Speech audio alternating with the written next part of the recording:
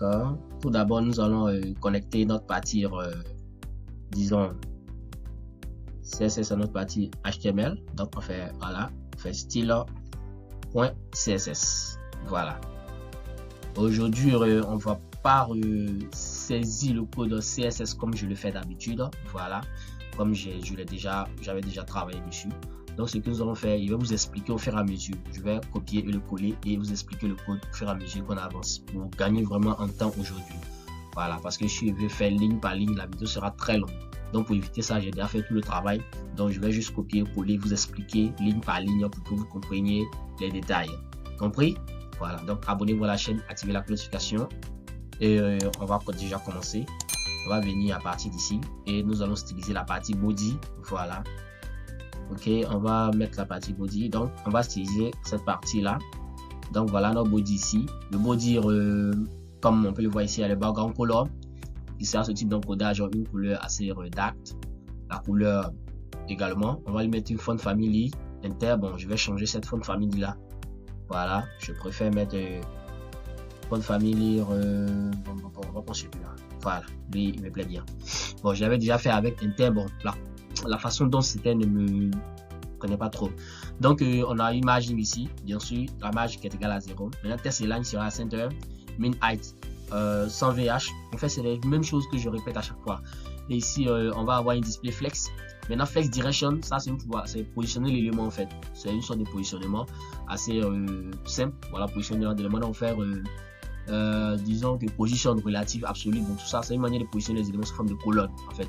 Maintenant, ici, on a Justify Content qui est Center, comme d'habitude. Et là, Item Center, position relative ici. Donc, c'est simple. Maintenant, on va passer à l'autre élément.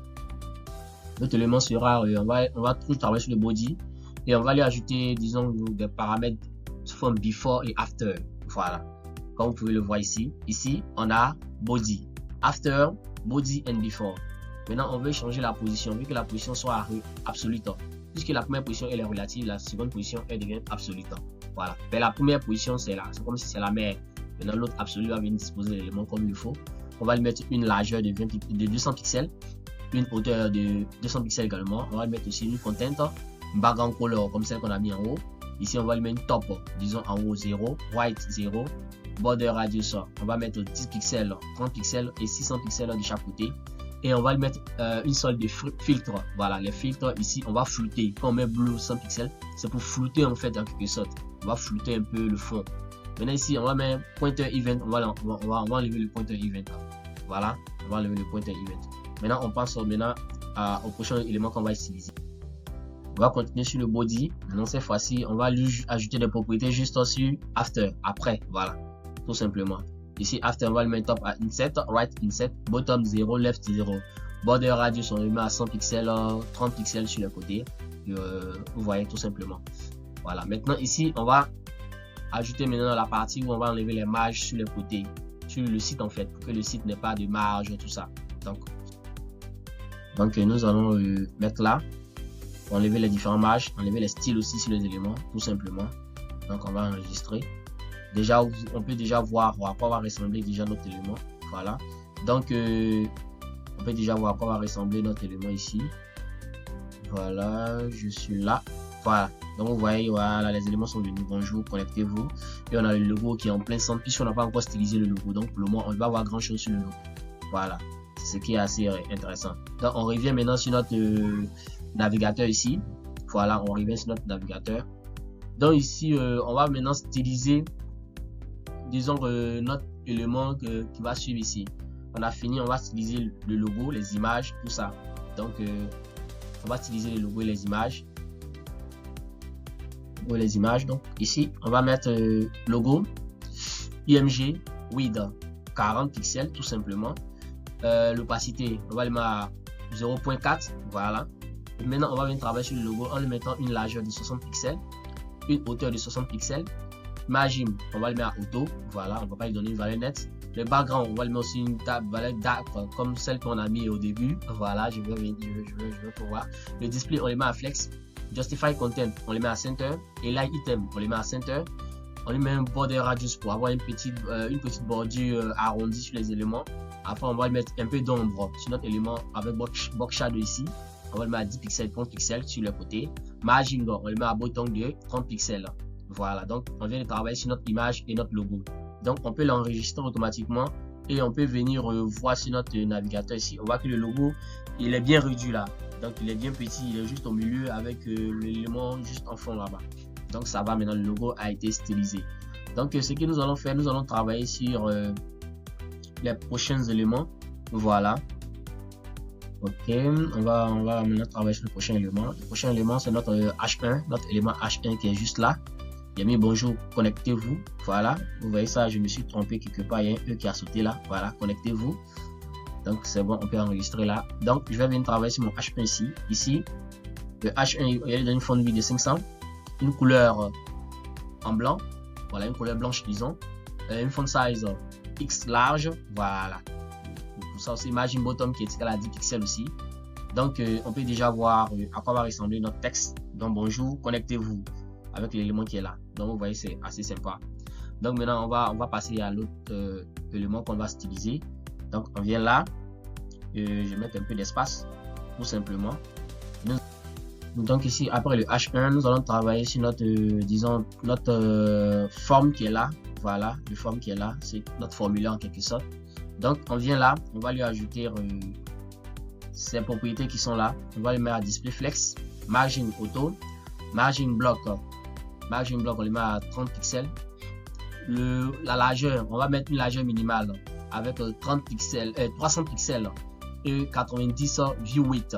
View width, ça veut dire que on met view height de hauteur là, voilà, pour que ça prenne un peu toute la partie largeur. Maintenant, gap, comme on a utilisé ici, il avait utilisé ici, il va parler un peu de column. Je reviens là, ici, flex direction column, qui est une manière de pouvoir positionner un élément aussi avec du CSS gap aussi. Il est utilisé aussi pour mettre des éléments aussi, disons, de disposer les éléments sur une page. Bon, pour ceux qui veulent que je fasse un tutoriel dessus, n'hésitez pas à me dire dans les commentaires, je serai prêt à le faire. Maintenant, ici, on a flex wrap qui est égal à wrap. Flex wrap ici, moi, je l'utilise souvent lorsque j'utilise les media queries. Bon, les media queries ici, je ne vais pas rentrer dans les détails. Voilà, les media queries, c'est pour pouvoir adapter votre site sur les formats d'écran, soit sous forme mobile. Donc, flex wrap, si l'élément était sous forme alignée, lorsqu'il vient en flex wrap, il va venir se positionner sous forme de carré. Mais bon, je vais faire un tuto dessus. Si ceux qui veulent vraiment mettez les commentaires, je le ferai. Donc, on vient de finir avec forme. Maintenant, on va passer maintenant sur nos différents inputs et les différents éléments de notre formulaire. Donc ici, on va sélectionner nos inputs et ensuite avec les boutons qui sont à l'intérieur, les inputs et les boutons. Donc, comme on peut le voir ici, on a les inputs ici et on a le bouton Submit ici, connexion. Donc, on vient là. Ce que nous allons faire, nous allons mettre, sélectionner les deux en même temps, les inputs et le bouton. All, Inset, Padding, on le met à 10 pixels. Border Radius, 15 pixels. Background Color, on met aussi une couleur dark. Box Shadow, on le met également à cette couleur. Border 1 pixel solide avec une couleur dark bien sûr. Une transition Background Image. Bon, ici, c'est vrai, on ne va pas insérer d'image en fond, mais c'est une propriété qui nous aide à pouvoir retranscrire. Vous allez voir le fond, comment il va se présenter après. Donc, à 0, c'est donne une transition avec une opacité. Une opacité, on peut dire que c'est comme une sorte de teneur. Je ne sais pas comment expliquer ça réellement, mais bien sûr, on a déjà vu faire l'opacité ici.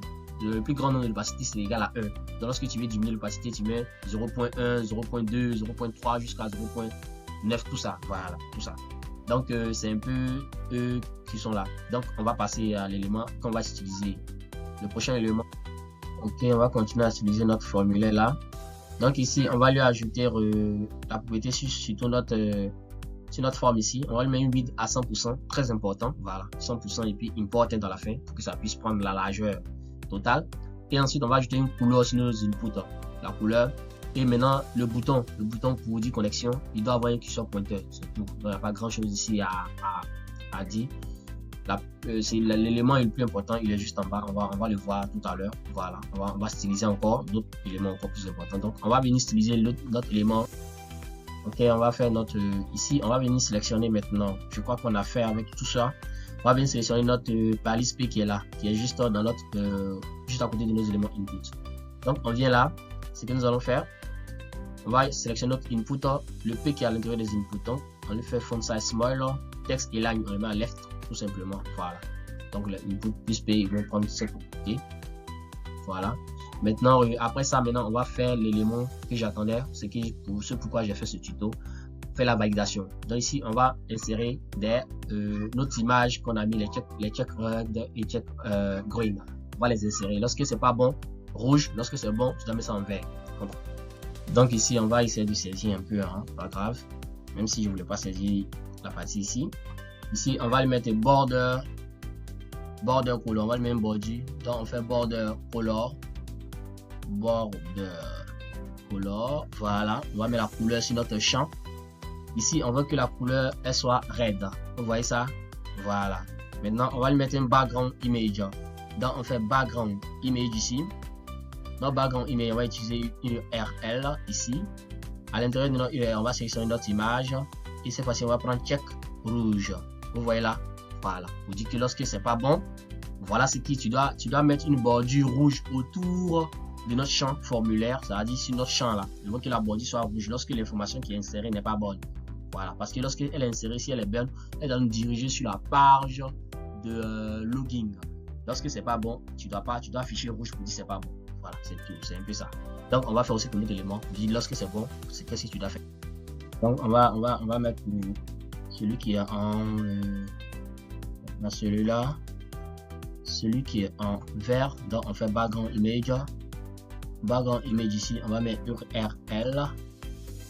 URL ici, on fait image. Image ici, cette fois-ci, on va prendre le bouton vert. Voilà, donc c'est bon maintenant. Donc maintenant, on va ajouter encore d'autres conditions. Voilà, pour finaliser un peu notre élément qui est là.